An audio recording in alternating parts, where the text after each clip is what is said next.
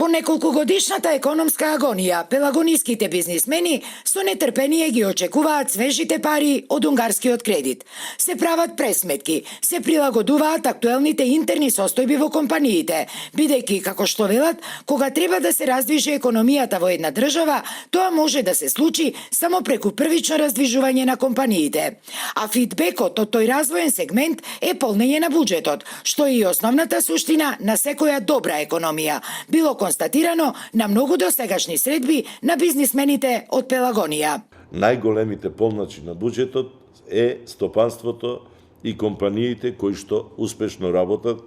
и педантно и навремено се ги плаќаат обврските кон државата. Тогаш и сите останати сектори, општествени сектори на функционирање на една нормална, стабилна и јака држава ќе бидат многу посилни и тогаш сите граѓани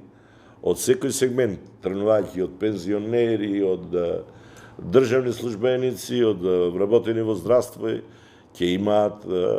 многу поголем бенефит од нештото. Бошковски вели дека преку својата компанија, а која со известни подеми и падови, главно е успешна бизнис приказна во македонското градежништво цели 3 децении, во новата финансиска инјекција од унгарскиот кредит гледа шанса повторно да ги оживее развојните проекти кои во изминативе 7 години им останале само на хартија, при тоа создавајќи им исклучително негативни финансиски реперкурсии. Нашата компанија со неколку проекти е веќе спремна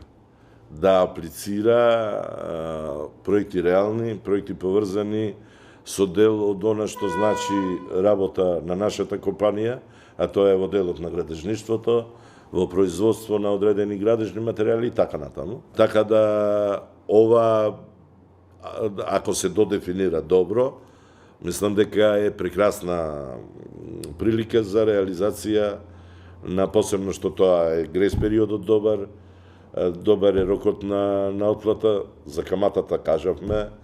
дека е историски најдобра и мислам дека во многу што ќе значи